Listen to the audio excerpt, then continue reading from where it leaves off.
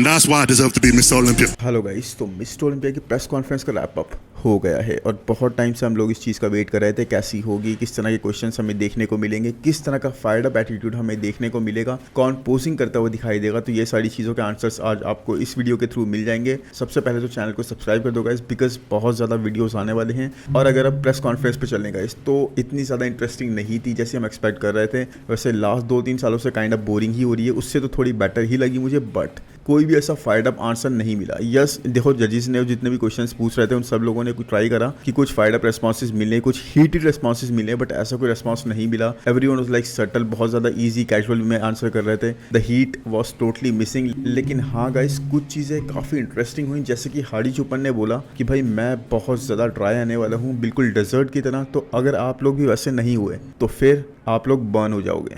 या फिर Chris Bumstead हमें ये बोलते हुए दिखाई दिए कि हर साल ये लोग बोलते हैं कि मैं जीतूंगा या फिर मैं जीतूंगा, लेकिन जब मैं इनकी आंखों में देखता हूँ तो मुझे वो फायर, वो बिलीव नज़र नहीं आता, और इसीलिए मैं बिलीव नहीं करता कि इनमें से कोई भी मुझे अभी बीट कर सकता है। या फिर सैमसन डाटा गाइस, सैमसन अपने आप इंडिविजुअली पोजिंग करते हुए दिखाई दिए, सबको फायर अप कर रहे थे वो इस चीज़ को करते हुए कि भाई आओ मेरे साथ कोई पोज करो। और पूरी पोजिंग करने के बाद गाइस इकलौते एक सैमसन ही थे वहाँ पर जिन्होंने पोजिंग करी पहले के स्टाइल में, और साथ में गाइस ये बोलते हुए दिखाई दिए पोजिंग के बाद में कि that is why I deserve to be Mister Olympia. Yes guys, तो हमें सैमसंग डाटा की वन डे आउट फिजिक यहाँ पर देखने को मिली। इतनी ज़्यादा अच्छी मतलब कंडीशन वगैरह नहीं दिखाई दी, जैसे कि देखो हम इनकी अपडेट्स के अंदर देख रहे थे, इंस्टाग्राम वगैरह पे देख रहे थे। इनकी बैक भी वैसी कंडीशन, वैसी डिटेल प्रेजेंट करती हुई नहीं दिखाई दी। साथ में गाइस देखो इस फुटेज से वैसे एक्चुअल का आइडिया नहीं लगा सकते, but guys eight the same time मैं ये जरूर बोलूंगा कि स्किन क्वालिटी बहुत ज़्यादा थिकनेस कैरी करती हुई दिखाई दी। मतलब वो थिन स्किन वाला एस्पेक्ट अभी तक नहीं दिखाई दिया। ऐसी कोई जबरदस्त बिल्कुल फिजिक दिखाई नहीं दी। मतलब 2-3 वीक्स आउट के हिसाब से हम इस फिजिक को समझ सकते हैं, but at the same time guys अभी से इस चीज़ के बारे में इतना जज करना बिल्कुल सही नहीं होगा। Let's see actually on the stage in the good lighting, जहाँ पर हर कोई कंपेयर हो रहा होगा टैनिंग के साथ में, हर एक चीज़ के साथ में। लेट्स सी वहाँ पर ये कैसे रखते हैं। बट एनीवेज गाइस, यहाँ पर एक और चीज़ जो बहुत ही ज़्यादा अजीब लगी गाइस, वो ये थी कि ब्रियॉन एशली को यहाँ नहीं बुलाया गया। यस, मतलब हर एक एथलीट था और ब्रियॉन हमेशा क्लासिक डिवीजन से आते थे यहाँ पर प्रेस कॉन्फ्रेंस के अंदर, और उनको बुलाया जाना मेरे हिसाब से बिल्कुल सही था, because he is a former mister Olympia from the classic division, और साथ में 2 टाइटल्स ऑलरेडी जीत चुके हैं। तो उनको ना बुलाना थोड़ा सा यहाँ सही नहीं लगा। बाकी अगर मैं बात करूँ प्रेस कॉन्फ्रेंस की गाइस, तो यहाँ पर बुलाए गए मेंस फिजिक डिवीजन से रायन टेई और एरिन बैंक्स को, यही 2 को बुलाया गया। ब्रैंडन हेनरिक्सन अगर होते या जेरेमी होते शायद मेरे हिसाब से उनको भी बुलाते, लेकिन उनमें से कोई अवेलेबल ही नहीं है इस साल, दे आर नॉट कम्पीटिंग, तो उस हिसाब से उन लोगों को नहीं बुलाया गया। तो ओपन डिवीजन से यहाँ बुलाया गया 5 लोगों को, Samson Dauda, Andrew Jack, Brandon Curry, Hadi चुपन और डेरेक लैंसफोर्ड। और सच में गाइस क्या बिगर साइड पे लग रहे थे एंड्रू जैक तो सैमसन डाटा। मतलब Samson was looking really massive, दिख रहा था एक्चुअल मास मास्टर क्या होते हैं। लेकिन सैमसन को भी in terms of with guys, in terms of muscle mass यहाँ पर एंड्रू खाते हुए लग रहे थे। मतलब लास्ट ईयर ही इतने ज़्यादा बिगर लग रहे थे, उससे लास्ट ईयर जब इनका फर्स्ट ईयर था तब भी काफ़ी बिगर लग रहे थे, बट अभी भी और ज़्यादा मसल मास इन्होंने ऐड कर लिया। Because at the same time आप जानते हो सैमसन कॉन्स्टेंटली इंप्रूव कर रहे हैं, कॉन्स्टेंटली बिगर होते जा रहे हैं, तो उनको अभी भी उनसे ज़्यादा बड़ा दिखना एंड्रू का, ये बता रहा है कि एंड्रू ने कितना ज़्यादा अपने आप को ग्रो कर लिया और ज़्यादा। उसके बाद गाइज हमें क्लासिक डिवीजन में देखने को मिले यहाँ पर क्रिस बमस्टेड, वेस्ली विजर्स उनके बराबर में बैठे थे। यस गाइज, रमॉन इस बार उनके बराबर में नहीं बैठे थे। ये चीज़ काफ़ी देखने को अजीब लगी, बिकॉज रमॉन को हम यूज टू हैं क्रिस बमस्टेड के नेक्स्ट बैठे हुए देखने के लिए। लेकिन उसके बाद चलो कोई बात नहीं, रमॉन भी अवेलेबल थे, उसके नेक्स्ट अवेलेबल थे यहाँ पे उर्स कैल्सिंस की। और उसके बाद गाइज बात करें अगर साइड में बिल्कुल इन्होंने बिठा दिया था टोटल डिवीजन के 2 बॉडी बिल्डर्स को, यानी कि शॉन क्लेडर और क्योन पियर्सन को। मुझे थोड़ा रेस्पेक्टेबल नहीं लगा गाइज, बिकॉज जिस हिसाब से इनको बिल्कुल कॉर्नर में पुश कर दिया था ना, कहीं कहीं तो कैमरा के एंगल में आ भी नहीं रहते ये लोग, वो चीज़ें काफ़ी एक्सेप्टेबल सी नहीं लगी। बट एनीवेज 2 ही लोग यहाँ पर बुलाए गए थे 212 से। एक चीज़ और जो मैं बहुत ज़बरदस्त आपको बताना चाहूँगा गाइस कि यहाँ पर क्रिस बमस्टेड लुक्ड सिक। यस गाइस, उनके फेस से वो बीमार लग रहे थे, वो बहुत ज़्यादा पुश लग रहे थे। और ये चीज़ गाइस, यही चीज़ बताती है आपके बारे में कि आपने खुद को कितना ज़्यादा पुश करा। आपका फेस आपको जब बीमार जैसा दिखा देना, समझ जाओ कितना ज़बरदस्त पैकेज आप लाने वाले हो। You are about to bring something really crazy. और ये चीज़ गाइस मुझे 2-3 एथलीट्स के साथ और दिखी। एक क्रिस बमस्टेड के साथ सबसे ज़्यादा दिख रही थी। उसके बाद देखोगे आप शॉन क्लेडर का फेस, शॉन क्लेडर का फेस भी बिल्कुल ऐसा सिक लग रहा था, बिल्कुल ही चुसा हुआ टाइप लग रहा था, बहुत ज़्यादा बिल्कुल इनकी बोन्स वगैरह दिख रही थी, बिल्कुल ऐसे लग रहे थे बिल्कुल अभी बीमार पड़ जाएंगे। साथ में ऐसा ही मुझे दिखा रमॉन डिनो का और एंड्रू जैक का। रमॉन तो मैन एक अलग ही जोन में थे। प्लस देखो जो मैं हमेशा से बोलता था, रमॉन ने वो चीज़ भी कर ली गाइस। रमॉन ने यहाँ पर हमें दिखाई दिए इंग्लिश बोलते हुए। बहुत ज़्यादा अच्छे से उन्होंने इंप्रूव करा खुद को। क्वेश्चंस वो खुद समझ रहे थे, ट्रांसलेटर की ज़रूरत नहीं पड़ रही थी इस बार उनको, और वो आंसर भी कर रहे थे जहाँ तक इट वॉज पॉसिबल। इस चीज़ को काफ़ी ज़्यादा कमेंट भी करा सब लोगों ने, और साथ में गाइस उर्स कैल्सिन्स की भी इस चीज़ को प्रेस करते हुए दिखाई दी, और वहीं पर उन्होंने सबके सामने बोल दिया ताकि सब लोगों के नोटिस में भी आए। And that is a really good move guys. आपको हर एक चीज़ समझनी पड़ेगी, हर एक एस्पेक्ट में इंप्रूव करना पड़ेगा। एंड रामोंडी ने एक्चुअल में वो करा गाइस, मतलब this guy is really hungry. मैं चाहता हूँ मैन ये कभी ना कभी तो टाइटल जीत जाए। इट वॉज रियली अनबिलीवेबल कि इतने कम टाइम स्पैन में आपने ये चीज़ कर दी। At the same time guys हार्डी हमें ये चीज़ करते हुए नहीं दिखाई दिए। अब देखो एवरीवन इज़ डिफरेंट, हर किसी के बारे में अलग चीज़ है, लेकिन ये चीज़ मुझे रामोंड के बारे में बहुत ज़्यादा अच्छी लगी because he is trying to improve not only in his physique but in every aspect that is required in current era. Yes guys, चलो अब चलते हैं, बहुत देर हो गई, अब चलते हैं क्वेश्चन आंसर्स पर। पहला क्वेश्चन यहाँ पर पूछा गया है गाइस डायरेक्ट लैंसफोर्ड से, और देखो कॉपीराइट पर्पसेस की वजह से मैं यहाँ पे ऑडियो नहीं चला सकता, तो आपको मैं सब कुछ एक्सप्लेन करता हुआ ही चलूँगा। सबसे पहले तो देखो यहाँ पे बॉब ने डायरेक्ट से पूछ लिया कि भाई आप प्रेजेंट हमारे करेंट ट्रेनिंग चैंपियन हो, तो क्या एट द सेम टाइम आप हमारे फ्यूचर चैंपियन भी हो, यानी कि हम आपको बिलीव कर सकते हैं सेकंड टाइटल जीतते हुए। तो जिसके जवाब में डायरेक्ट ने यहाँ पर बहुत ही डिप्लोमेटिकली बोला कि भाई जिस दिन से मैं स्टेज से उतरा था उसी दिन से मैंने हार्ड वर्क करना ट्राई कर लिया था। I have been trying to improve in every single aspect, और मैं जितने ज़्यादा हो सके उतना ज़्यादा कोशिश करूँगा कि मैं टॉप पर बना रहूँ। उसके बाद देखो डायरेक्ट ने यहाँ पर clearly guys he shooted the question कि भाई सिंपली आप यहाँ पर आपके बैक पोजेस बहुत ज़्यादा स्ट्रांग है डायरेक्ट, लेकिन आप एब्स एंड थाइज पोज हो या फिर आपका मोस्ट मस्कुलर पोज हो, उन पोजेस में हार्डी को बीट नहीं कर रहा है। Hardy was way better than you in these poses. तो क्या आपको लगता है कि आपने इन पोजेस पे भी वर्क करा है ताकि आप हार्डी को बीट कर सको क्लियरली? तो इसके जवाब में डायरेक्ट ने यहाँ पर ये बोला कि यस मैंने अपनी स्ट्रेंथ को और ज़्यादा मजबूत करा है, मैंने अपने बैक पोजेस को और ज़्यादा मजबूत करा है, plus eight the same time जैसे मैंने आपको बताया कि मैं हर एक एस्पेक्ट में इंप्रूव करने का ट्राई कर रहा हूँ, तो अपने दूसरे पोजेस को भी, जैसे कि अभी आपने नाम लिया, इनको भी मैंने इंप्रूव करने की कोशिश करा, अपने दूसरे लैगिंग बॉडी पार्ट्स को बिंग अप करने की कोशिश करी, और सच में मैंने पूरी तरह से ट्राई करा है कि मैं अपना बेटर पैकेज लेके आऊँ और आपको इंप्रूवमेंट जरूर दिखाई देंगी। और डिस्टेंस में जितना हो सके अपने बैक पोजेस, जैसे कि मेरे बहुत ज़्यादा स्ट्रांग है, उन पोजेस में बहुत ज़्यादा डिस्टेंस क्रिएट करता हुआ दिखाई दूंगा compare to every single one. उसके बाद नेक्स्ट क्वेश्चन पूछा गया सैमसन डॉडा से। देखो आपके बारे में सब बोला जाता है कि आपके पास शेप है, आपके पास साइज है, आपके पास सिमेट्री है, प्रपोर्शन है, एवरीथिंग, यू गॉट एवरीथिंग। बस एक कंडीशन का एस्पेक्ट है जहाँ पर आप लैग करते हो। तो इस साल जैसे कि आपने अपने साथ टीम को भी चेंज करा है, आप एक अलग टीम के साथ वर्क कर रहे हो, बहुत सारे चेंजेस दिखाई दे रहे हैं, हमें कैसा पैकेज आपका देखने को मिलेगा? तो इसके बारे में सैमसन ने यही बोला कि देखो हर साल आप जानते हो मैं हर किसी से ज़्यादा स्पीड से चेंज करता हूँ, मेरी बॉडी हर किसी के ज़्यादा स्पीड से इंप्रूव करती है, और इसीलिए आप इस बार भी यही देखोगे। और यही चीज़ आपने देखी 2 वीक्स पहले फ्रांस के शो में, और यही चीज़ आप विटनेस करोगे कल के शो में। तो सैमसन यहाँ पर काफ़ी कॉन्फिडेंट तो दिखाई दे रहे हैं, लेकिन आगे जाके मैं बताऊंगा क्या बात हुई, लेकिन हाँ यहाँ पर तो काफ़ी कॉन्फिडेंट साउंड करे। और साथ में इन्होंने ये भी क्लियरली बोल दिया कि भाई आप सब कुछ फाइंड आउट कर लोगे कल,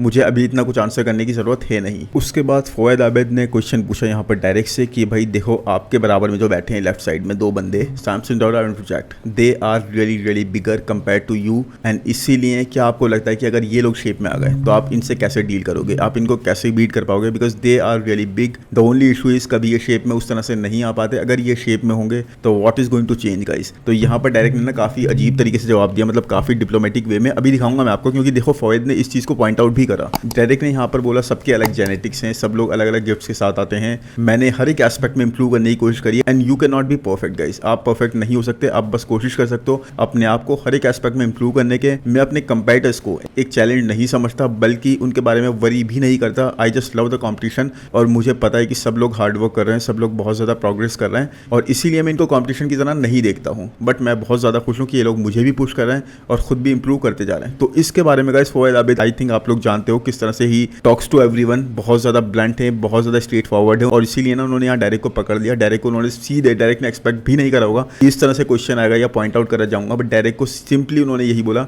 और इसीलिए उन्होंने डायरेक्ट को बोला कि I love the diplomatic answer. Yes guys, तो वहाँ पर डायरेक्ट थोड़े से हेजिटेट हो गए, लेकिन यहाँ पर फवाद ने फिर भी अपनी बात को कंप्लीट करा कि yes it's a diplomatic answer, but मैं आपसे एक क्लियर आंसर जानना चाहता हूँ कि आप इन लोगों को कैसे बीट करोगे। फिर डायरेक्ट ने इसके रिस्पॉन्स में सिर्फ एक ही चीज़ बोली कि जैसे रॉनी कॉलमैन बोलते हैं, lights out from the back baby, तो इन्होंने अपनी बैक की तरफ पॉइंट आउट करा, मतलब वैसा साइन करा एंड दैट्स इट। तो मतलब इसका आंसर क्लियर है कि बैक से बहुत ज़्यादा डोमिनेट करते हुए हमें डायरेक्ट दिखाई देंगे और अपनी स्ट्रेंथ को वो जानते हैं गाइस, अपनी स्ट्रेंथ पे बहुत ज़्यादा वर्क करा है, उनको पता है स्ट्रेंथ के मामले में कोई भी उनके आसपास नहीं है इस चीज़ के मामले में, इसीलिए उन्होंने इस तरह से रिस्पॉन्ड करा यहाँ पर। बट फवाद आबिद को बैन मानना पड़ेगा, जिस तरह से लोग उनके बारे में बोलते हैं ना, उनके बारे में कॉमेंट्स वगैरह आते हैं, वो सही है, वो इसी तरह से बात करते हैं, बिल्कुल स्ट्रेट फॉरवर्ड मैन, बिल्कुल कोई भी अगर कोई उनसे टेढ़ी मेढ़ी बात करता है, घुमाने की कोशिश करते हैं ना, फौरन पॉइंट आउट कर देते हैं उस चीज़ के ऊपर। देन उसके बाद सबने रुक करा एंड्रू जैट की तरफ और ये पूछा उनसे कि भाई आप बहुत ज़्यादा बिगर साइड पे हो, इस बार मैंने आपके बारे में बहुत ज़्यादा सुना है अपने क्लोज सोर्सेज से कि आप इस बार का मिस्टर ओलंपिया टाइटल लेकर जा रहे हो, तो क्या आप इस बारे में बोलना चाहोगे, आप कितने परसेंट हो, मतलब आपकी फिजिक टेक्सास प्रो में हमने देखी बहुत ज़्यादा इंप्रूव थी,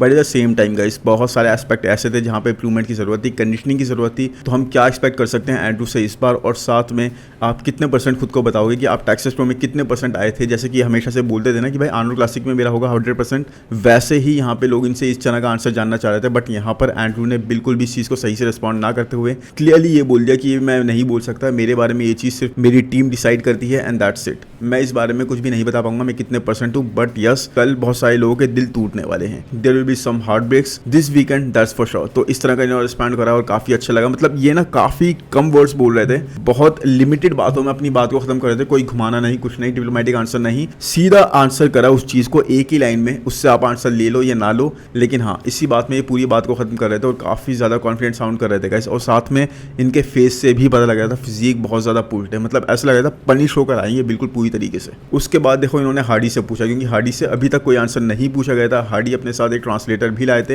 हार्डी के ऊपर से यहाँ पर पूछा गया कि आपको लास्ट ईयर देखो डायरेक्ट ने बीट कर दिया था, बट आपने उस चीज़ को एक्सेप्ट नहीं करा था और आप स्टेज से चले भी गए थे, तो आपका इस बारे में वैसे क्या कहना है। तो यहाँ पर हार्डी के जो ट्रांसलेटर थे, मतलब हार्डी ने पहले आंसर करा, हार्डी के ट्रांसलेटर ने ट्रांसलेट करा लोगों के लिए, तो हार्डी ने यही बोला कि भाई मैं बहुत ज़्यादा ड्राई आने वाला हूँ, बिल्कुल डेजर्ट की तरह, तो आप लोग भी आई रियली होप उस तरह से ही आओ, नहीं तो you are going to get burned. इस तरह से पहले इन्होंने रिस्पॉन्ड करा। और उसके बाद दूसरा जो आंसर था इनका वो ये था कि हाँ आप लोग जानते हो जब भी कोई कम्पीट करता है, आप लोगों में से भी बहुत सारे लोगों ने कम्पीट कर रखा है, तो बहुत ज़्यादा एनर्जी कम हो जाती है, शुगर लेवल डाउन हो जाते हैं, आप उतना हेल्दी फील नहीं करते, तो इसीलिए मैं स्टेज से चला गया था, लेकिन मैंने सबके साथ फोटो क्लिक करवाया, डायरेक्ट को कॉन्ग्रेचुलेट भी करा, और जब तक हो पाया मैं रुका रहा। तो हार्डी ये पहले से बैक स्टेज से आंसर बना के आए होंगे, बिकॉज उनको लगा ही होगा कि इस तरह का देखो क्वेश्चन पूछा जाएगा और आईबीबी छोड़ेगी नहीं, इसीलिए ना आईबीबी ने इस तरह का क्वेश्चन उनके सामने रखा कि भाई अपनी गलतियों को आप एक्सेप्ट करो, हम आपसे जरूर जानना चाहते हैं आपने जिस तरह का बिहेवियर करा था लास्ट ईयर, वो उसको आप किस तरह से डिफेंड करोगे। तो हार्डी ने वैसे काफी अच्छा आंसर दिया, काफी अपोलोजाइज भी करा इस चीज के लिए, तो that was a good thing. I think इस चीज को आईबीबी कंसीडर भी करे इन अ वेरी गुड वे, और इस चीज को गलत नहीं लिया जाए। और ये जो शुगर वाली कमी बताई और साथ में ये बताया कि एनर्जी लेवल काफी डाउन हो जाते हैं, एक्चुअल में ये चीज है, बट हाँ इस चीज को कोई बिलीव नहीं करेगा कि इस रीजन से हार्डी चले गए थे, लेकिन हाँ फिर भी ठीक है, चलो आपको कुछ ना कुछ तो बोलना ही था, तो अच्छे से इन्होंने रिस्पॉन्ड कर दिया और ट्राई करा कि भाई मैं बहुत ज्यादा जेन्युइन साउंड करूं यहाँ पर। उसके बाद क्योंकि यहाँ पे ब्रैंडन करी भी अवेलेबल थे, उनसे भी ये क्वेश्चन पूछा गया कि क्या ये लगता है ब्रैंडन करी का लास्ट ईयर होगा। देखो आप लास्ट ईयर हॉस्पिटलाइज्ड हो गए थे, उसके बाद भी आपने इतना स्ट्रांग परफॉर्मेंस दी, इतना स्ट्रांग पैकेज लेकर आए,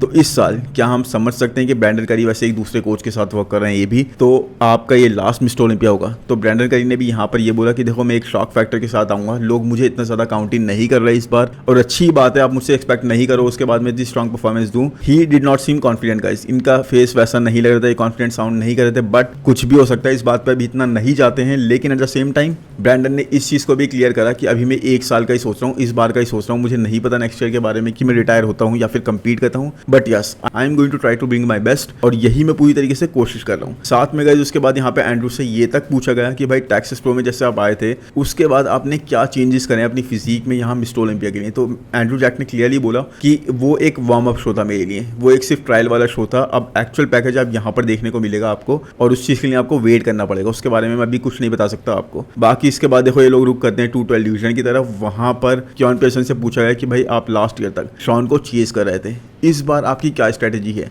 तो इस बार देखो क्योन पेशन ने काफ़ी स्ट्रांगली, मैन इनसे बहुत ज़्यादा ना कॉन्फिडेंस ऊज कर रहा था, मज़ा आ रहा था इनकी बातों को सुनने में, because he was very determined. और साथ में एक चीज़ वो पता लग रही थी इनके अंदर से कि ये बहुत ज़्यादा ना फोकस्ड है इस चीज़ को लेके कि मुझे दोबारा से टाइटल लेना ही है। तो इन्होंने इस तरह से रिस्पॉन्ड करा कि भाई इस बार मैंने अपनी टीम के साथ, अपनी फियांसे के साथ और साथ में अपने कोच के साथ एक नई स्ट्रैटेजी बनाई। हम लोगों ने अपने माइंड में ये बिलीव करा कि हमने अभी तक कोई टाइटल नहीं जीता। यस गाइज, हम इस तरह से ट्रेन कर रहे थे कि हमने कोई टाइटल नहीं जीता, वो फर्स्ट टाइम टाइटल के लिए जा रहे हैं, और इस चीज़ ने मुझे सबसे ज़्यादा मूव करा। आई वर्कड 100%, चाहे वो रीबाउंड फेज हो, ऑफ सीजन हो या फिर प्रेप हो, मैं इस बार बहुत ज़्यादा ज़बरदस्त आने वाला हूँ। मुझे 100% श्योर हूँ कि मेरे 100% पे मुझे कोई भी बीट नहीं कर सकता। I will be heavier this time. मैं बहुत ज़्यादा डेंसर हूँ, बहुत ज़्यादा अच्छे से मसल मास कैरी कर रहा हूँ और अपने इस वक्त लास्ट ईयर से 6 पाउंड्स हैवियर हूँ। यस गाइज, यानी कि लास्ट ईयर ये कंपीट कर रहे थे 199 पाउंड्स पर, इस बार इस वक्त है ये 205 पाउंड्स पर और साथ में बता रहे हैं कि मैं बहुत ज़्यादा अच्छी कंडीशन कैरी कर रहा हूँ कंपेयर टू लास्ट ईयर, बहुत ज़्यादा डेंस मसल कैरी कर रहा हूँ। तो मुझे इस बारे में पूरा कॉन्फिडेंस है कि मैं बहुत ज़बरदस्त पैकेज लेकर आऊँगा। उसके बाद देखो इनसे ये भी पूछा गया क्योन पियर्सन से यहाँ पर, क्या आप भी डेरेक और हार्डी की तरह ही नेक्स्ट ईयर एक सेम पेज फॉलो करोगे और ओपन मूव कर जाओगे? तो यहाँ पर क्योन पियर्सन ने इस चीज़ का भी काफ़ी स्ट्रांगली आंसर करा। पहले तो देखो ये बोल चुके हैं मैं ओपन में मूव कर जाऊँगा 1-2 टाइटल के बाद, लेकिन यहाँ पर इनका रिस्पॉन्स कुछ और ही था। आई थिंक इन्होंने कुछ चेंज करा है या फिर क्लियरली यहाँ पर नहीं बताना चाह रहे थे। यहाँ पर क्योन पियर्सन ने क्लियरली बोला गाइस कि मैं अभी इस बारे में डिसाइड नहीं कर रहा, अभी मेरी आइज सिर्फ मेरे टारगेट पर हैं और मैं सेकंड टाइटल के लिए जाना चाहता हूँ। अभी मैं वीकेंड का वेट कर रहा हूँ, सेकंड टाइटल जीतने के बाद ही I will decide. In future maybe I go to the open division, but अभी के लिए मेरा ऐसा कोई डिसीजन नहीं है। अभी के लिए मैं इस बारे में कुछ नहीं बोल सकता। उसके बाद देखो शॉन क्लाइडर से पूछा गया कि भाई लास्ट ईयर आप काफ़ी हैवियर साइड पे थे और क्या वही एक गलती थी आपकी जो आप नहीं जीते, और इस साल आपका क्या गेम प्लान है? तो यहाँ पर शॉन ने भी काफ़ी कम रिस्पॉन्ड करा, काफ़ी शॉर्ट आंसर करा, लेकिन शॉन ने यही बोला कि जब मैंने फर्स्ट टाइटल जीता था मैं था 177 पाउंड्स का, उसके बाद सेकंड टाइटल के टाइम पे सिर्फ 1 पाउंड ज़्यादा था 178 पाउंड्स, और उसके बाद गाइस इस साल अभी मेरा वेट है 175 पाउंड्स, यानी कि उन दोनों टाइटल्स के पहले वाले वेट से भी कम। आप समझ लो इस बात का मतलब he is more linear, more टाइटर and more condition guys. मतलब बहुत ज़्यादा कंडीशन हमें शॉन दिखाई देने वाले हैं और अपने वेट को इस बार इन्होंने हैवी नहीं करा। Last year he was at the heaviest, इस बार तो अपने फर्स्ट टाइटल की विक्ट्री से भी पहले वाले वेट पे चले गए हैं। तो ये चीज़ देखने में बहुत मज़ेदार रहेगी और शॉन ने यही बोला कि अब आप इसी चीज़ से समझ जाओ कि मैं कैसा आने वाला हूँ, और इस पर काफ़ी तालियां बज गई गाइस। लोग बहुत ज़्यादा इंप्रेस हो गए और सबको पता लग गया कि शॉन बहुत ही डेडली आने वाले हैं। उसके बाद इन्होंने रुक करा क्लासिक डिवीजन की तरफ और वहाँ पर गाइस वेस्ली बहुत ज़्यादा कॉन्फिडेंट दिखाई दिए। He was on fire guys, क्योंकि वेस्ली से सबसे पहले पूछा गया कि आपको कैसा लगता है कि बहुत से लोग सोचते हैं कि क्रिस को आप ही बीट कर सकते हो, क्योंकि क्रिस अभी तक इतने डोमिनेटिंग एथलीट के साथ में कंपेयर नहीं करेगा जो उनकी जितनी मसल मास कैरी कर रहा हो, उनके जितनी टॉलर साइड पे हो, उनकी जितनी हाइट कैरी कर रहा हो। तो इसीलिए आप बताओ आप इस बारे में क्या फील कर दो। तो वेस्ली ने यहाँ पर आंसर करेगा इसकी मैंने बहुत ज़्यादा इंप्रूव करा है, जैसे मैंने ओलंपिया से लेकर आर्नोल्ड तक बहुत ज़्यादा इंप्रूव करा था, उसी तरह से आर्नोल्ड से लेके अब तक बहुत ज़्यादा इंप्रूव करा, और इस बार मुझे और भी ज़्यादा टाइम मिल गया बिकॉज उस टाइम इतना टाइम नहीं मिला था। मुझे डेफिनेटली लगता है कि मैं क्रिस को एक टफेस्ट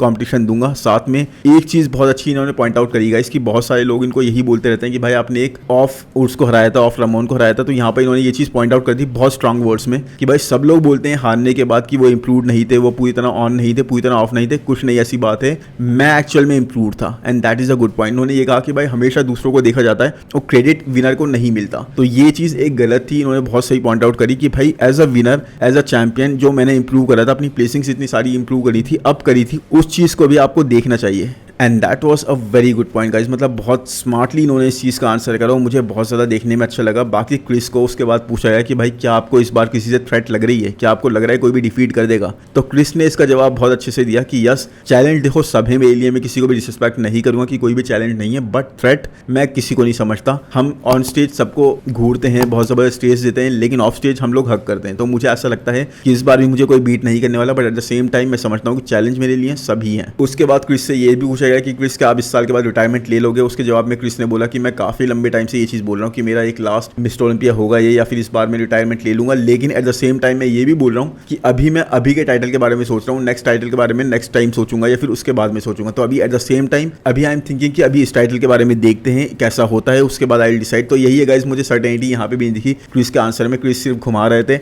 और वही है गाइज, मुझे डेफिनेटली ये नहीं लगता कि क्रिस अभी जब तक कोई इनको बीट नहीं कर देता या फिर एक्चुअल में इनको नहीं लगता ना कि मुझे कोई बीट कर सकता है या फिर मुझे रिटायर हो जाना चाहिए, ये रिटायर होंगे। बिकॉज अभी तो ही इज टोटली डोमिनेटिंग। इनकी बॉडी लैंग्वेज, इनका ऑरा एक अलग ही लेवल पता भाई, कोई भी आसपास नहीं था इनके ऑरा के। इस तरह से बिल्कुल काम होकर, बिल्कुल रिलैक्स होकर आंसर कर रहे थे। इनको पता था कहाँ मैं स्टैंड करता हूँ, इनकी फिजिक से, इनके फेस से, जिस तरह से इनकी बॉडी टाइट साइड पे लग रही थी, उस चीज़ से भी पता लग रहा था ये सारी चीज़ों के बारे में। उसके बाद देखो यहाँ उससे पूछा गया कि भाई आपका देखो ये साल, ये सीजन उतना इंप्रूव नहीं गया, उतना बेटर नहीं गया जैसा आपने प्लान करा होगा। आप बीट हो गए थे वहाँ पर बियॉन्ड लेस्ली से आर्नोल्ड क्लासिक में, तो अब आप इस चीज़ को कैसे लेते हो और और किस तरह से उस सिचुएशन को देखते हो। तो यहाँ पर उसने जवाब दिया कि मैं बहुत ज़्यादा हंग्रियर हूँ उस सेटबैक के बाद से, बहुत ज़्यादा डेंसिटी ब्रिंग कर रहा हूँ, अपने मसल्स को, अपनी फिजिक को हर एक एस्पेक्ट में ब्रिंग अप करा है, स्पेशली फ्रॉम द बैक, क्योंकि मेरी बैक को काफ़ी वीक बोला जाता है। साथ में गाइस इन्होंने ये भी बोला कि मेरी हमेशा से लोअर बॉडी को काफ़ी अप्रिशिएट करा जाता है, लेकिन इस बार मैं अपनी अपर बॉडी को भी उस तरह से ब्रिंग अप करके ला रहा हूँ। तो टॉप 2 डेफिनेटली मैं देखता हूँ, मतलब टॉप 2 इन्होंने बोला नहीं, लेकिन इन्होंने यही बोला कि मैं लास्ट ईयर से इंप्रूव अपनी प्लेसिंग देखता हूँ। तो यहाँ पर इनको क्वेश्चंस में पॉइंट आउट करा गया, घुमाया गया कि भाई अब आप ये बोल रहे हो कि लास्ट ईयर यानी कि अन्नो क्लासिक से इंप्रूव देखते हो अपनी प्लेसिंग, जैसे कि वहाँ पे गिरी थी, या फिर लास्ट ईयर के मिस्टर ओलंपिया से। तो उन्होंने कहा लास्ट ईयर के मिस्टर ओलंपिया से। लास्ट ईयर के मिस्टर ओलंपिया में इनकी टॉप 3 आई थी। तो उसके बाद इनको खुद ही क्वेश्चन पूछते में बोल दिया कि भाई मतलब आप टॉप 2 देखते हो खुद को। तो इन्होंने कहा हाँ मैं टॉप 2 देखता हूँ अपने आप को। तो इस तरह से कुछ उससे क्वेश्चन कराया गया, और उस यहाँ पर बिल्कुल ही अलग लग रहे थे, मतलब ड्रैगन बॉल जी का कैरेक्टर लग रहे थे, बहुत ही एनीमे वाली वाइब आ रही थी, बहुत यूनिक से लग रहे थे बिल्कुल ही। एनीवेज उसके बाद रमॉन से पूछा गया गाइस कि आपको क्रिस को बीट करने के लिए क्या चीज़ की रिक्वायरमेंट है। तो रमॉन देखो इस बार surprisingly guys, very surprisingly and impressively English learn करके आए थे, इंग्लिश बोल रहे थे, खुद ही आंसर करा इन्होंने। And that is a demand of the sport guys. बहुत अच्छे से इन्होंने आंसर करा, हर एक पॉइंट में मैंने इंप्रूवमेंट करी अपनी बैक पे, अपने ग्लूट्स पे, और इन्होंने साथ में गाइस क्रिस की तरफ पॉइंट आउट करके क्रिस से बोला कि भाई लास्ट ईयर मैंने आपसे बोला था this year it will be over for you, ये साल आपका लास्ट होगा और इसीलिए मैं इसी तरह से आ रहा हूँ, just be ready for it. उसके बाद गाइस उसने इनको टच करा, और उसको पता इन्होंने मजाक में क्या बोला, भाई डोंट टच मी, मतलब एक मजाक वे में बोला लेकिन काफ़ी अच्छे से। तो ये चीज़ भी काफ़ी एक देखने को अच्छी लगी कि रमॉन्डिनो काफ़ी प्लेफुल मूड में थे, लेकिन काफ़ी ज़्यादा कॉन्फिडेंट भी थे यहाँ पर। तो उसने को अप्रिशिएट करा कि भाई ये इंग्लिश लर्न करके आए हैं, इंग्लिश बोल रहे हैं, देखो कितनी अच्छी बात है, और इस चीज़ पे काफ़ी ज़्यादा तालियां बज गई और ज़्यादा, और ये चीज़ देखने को बहुत ज़्यादा अच्छी लगी। उसके बाद यहाँ पर क्रिस से पूछा गया वेस्ली के बारे में कि भाई देखो वेस्ली काफ़ी ज़्यादा उनकी तारीफ करी गई पहले तो, उसके बारे में पूछा गया कि इनके विंटेज जेनेटिक्स हैं, आर्नोल्ड जैसे जेनेटिक्स हैं, काफ़ी इनको क्लासिक एरा से कंपेयर करा जाता है and all the old ones. तो आपको लगता है कि ये एक थ्रेट की तरह है आपके लिए इस साल, because he is going to be carrying the same muscle mass and he is as tall as you are. तो इस बारे में क्रिस ने बहुत अच्छे से जवाब दिया गया कि मुझे हर साल हर कोई बोलता है कि भाई मैं इस साल जीतूंगा, लेकिन जब मैं इनकी आंखों में देखता हूँ तो मुझे वो चीज़ दिखाई नहीं देती। मुझे दिखाई देता है कि ये खुद बिलीव नहीं करते कि ये मुझसे जीत सकते हैं, एंड तो इसलिए मैं इस चीज़ को क्यों बिलीव करूँगा। तो एक ऐसी चीज़ क्रिस ने बोल दी जो एक्चुअल में हम सब बिलीव करते हैं, हम सब मानते हैं इसकी क्रिस को कोई एक्चुअल में बीट नहीं कर रहा अभी इस लाइनअप पे, और इनके कंपेटिटर्स भी खुद जानते हैं कि भाई हम सेकंड प्लेस के लिए बैटल कर रहे हैं। और वही चीज़ यहाँ पे क्रिस ने क्लियरली पॉइंट आउट कर दी, और इस बारे में कोई दो राय नहीं है इसकी, यही होने वाला है और यही ये लोग बिलीव भी करते हैं। मतलब खुद कोई नहीं समझता कि मैं क्रिस को एक्चुअल में बीट कर सकता हूँ। वेस्ली कितना भी बोल लें, रमॉन कितना ही बोल लें, बट यस इन सबको पता है क्रिस एक अलग ही लीग में जा चुके हैं। एनीवेज उसके बाद गाइस बॉब ने पूछा फोएद आबेद से मेंस फिजिक के बारे में कि भाई क्या आपको लगता है मेंस फिजिक डिवीजन दूसरे डिवीजन से अलग फ्रंट से डोमिनेट करा जाता है, बिकॉज फ्रंट से लास्ट ईयर रायन टेरी बहुत ज़्यादा डोमिनेटिंग थे। तो इसके बारे में फोएद आबेद ने पूछा कि यस मुझे लगता है फ्रंट से डोमिनेट करा जाता है मेंस फिजिक डिवीजन, और साथ में उन्होंने ये भी पूछा लेकिन हाँ हो सकता है कि 50-50 हो, लेकिन यस फ्रंट से Ryan Terry was totally dominating. बाकी रायन टेरी से ये भी पूछा है कि इस बार आपको कैसा लगा, क्योंकि आप चैंपियन थे काफ़ी लंबे टाइम बाद और काफ़ी ज़्यादा जल्दी से गुजर गया एक साल। तो रायन टेरी ने यहाँ पर यही बोला कि यस एक साल काफ़ी जल्दी से गुजर गया, लेकिन आप जानते हो मैं 10 साल से इस अपॉर्चुनिटी का वेट कर रहा था, मेरा 10th ईयर है और इसको मैं इतनी जल्दी टाइटल को जाने नहीं दूंगा। एरिन बैंक्स से पूछा गया तो एरिन बैंक्स ने यही जवाब दिया कि भाई मैंने बहुत ज़्यादा इंप्रूव करा है, बहुत ज़्यादा हर एक एस्पेक्ट में इंप्रूव करा है। दुबई पर मैं कंपीट करना मेरे लिए काफ़ी बेनिफिशियल रहा, जजिस ने मुझे जो भी ओपिनियन दी मैंने उन सब पर वर्क करा है। साथ में गाइस मुझे बोला गया कि कंडीशन आपको वर्क करनी है, आपकी फिजिक में जो इंप्रूवमेंट्स हैं they are really good, they are loved it. Condition पर मुझे वर्क करना है और वो चीज़ मैं करके आऊँगा इस बार के मिस्टर ओलंपिया में।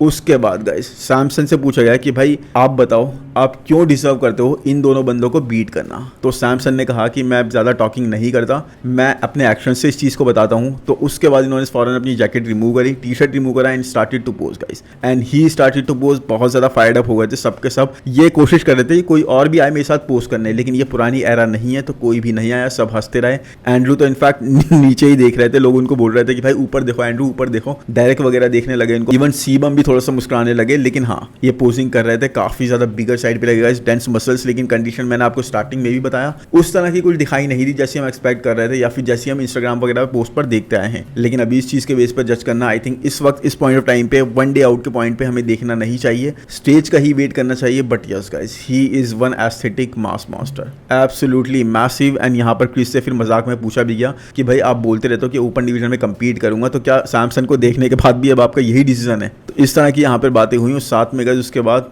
क्रिस ने यही जवाब दिया कि हाँ मुझे अब भी लगता है कि मैं शायद कभी ना कभी नेक्स्ट ईयर में भी कम्पीट करूंगा। तो वही है मजाक में उन्होंने बोला, लेकिन प्रेस कॉन्फ्रेंस कुछ इस तरह से रैप अप हुई और काफ़ी हेल्दी वे में कंप्लीट हुई। मतलब यहाँ पे कोई हीटेड बात नहीं हुई, कोई ऐसी बैटल वाली बात नहीं हुई, कोई भी एक दूसरे से राइवलरी पता नहीं लगी। काफ़ी फ्रेंडली थे सब लोग, इतनी ज़्यादा इसलिए इंटरेस्टिंग नहीं लगी क्योंकि पहले हम बहुत ज़्यादा राइवलरी वाली चीज़ देखते थे। काफ़ी डिप्लोमेटिक से आंसर, काफ़ी घुमाने वाला आंसर, वन वर्ड आंसर भी दिए गए। इस तरह से कुछ हुआ। बाकी देखो अब मेन इवेंट स्टार्ट होने वाले हैं। सबसे पहले 212 डिवीजन की प्री जजिंग होगी और जैसे ही होगी मैं कवर करूंगा। बाकी उससे पहले हो सकता है एक आध अपडेट का वीडियो भी ले आऊं, लेकिन प्रेस कॉन्फ्रेंस कुछ इसी तरह से रैप अप हुई। आई रियली होप गाइस ये वीडियो आपको पसंद आया होगा। पसंद आया है तो प्लीज लाइक कर दो यार। कमेंट सेक्शन में जरूर बताओ कि अपडेट्स आपको कैसी लगी, प्रेस कॉन्फ्रेंस को जो मैंने कवर करा है इतनी डिटेल में, ये आपको कैसा लगा। और भाई चैनल को सब्सक्राइब करना बिल्कुल ना भूलना। वीडियो आने वाले हैं, ढेर सारे आने वाले हैं, सारी अपडेट्स आपको देखने को मिलेंगी विद डिटेल डिस्कशन गाइस। तो चलो मिलते हैं नेक्स्ट वीडियो में। Thank you, bye bye.